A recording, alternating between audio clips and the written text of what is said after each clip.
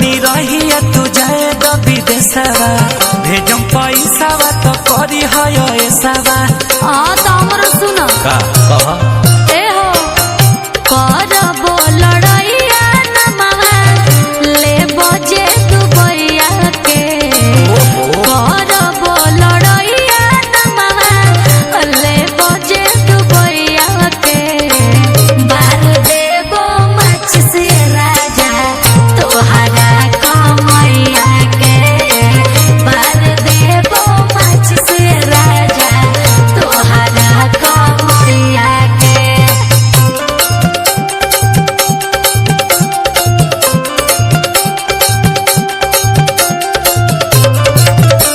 Music by Tinku Tufan।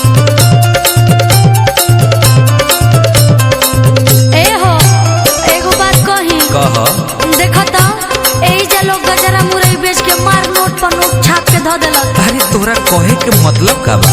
सुनो पैसा या रुपया के बाटे नहीं भूख एही जे कमाई सैया मिले सारा सू।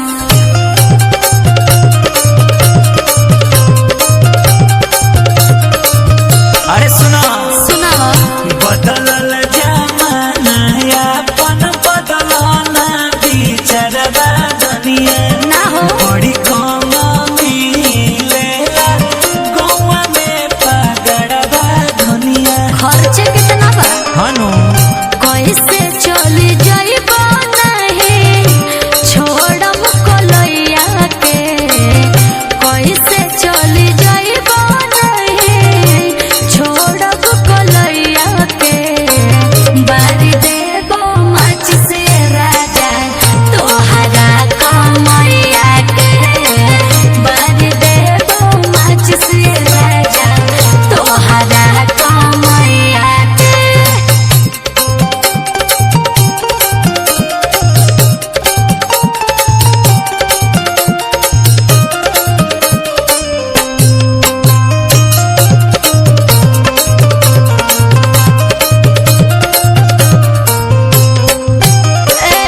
जिजनी कर प्रिया मन हमर बात कहे न बुझता रह हमारो हालात।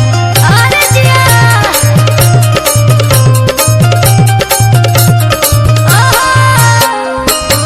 हर घड़ी हमारा साथ काहे ऐसे करेलू का कनिया जब कहीं जाए नी तो जकरे पलड़ेलू हो।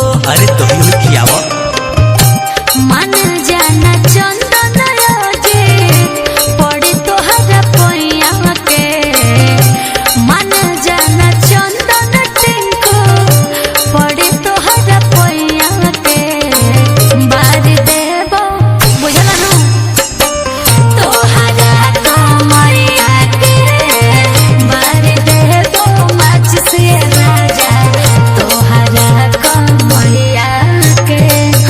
इनकर खाली मोजोर मरद देखबे नहीं कनी कहू पक खराब करके धैर्य रहना खाली बार बार खाली जे हाँ दे हम कमाएम न तो खैबू का घेवड़ा हम घेवड़वे खा ले लेकिन जाके नहीं थे।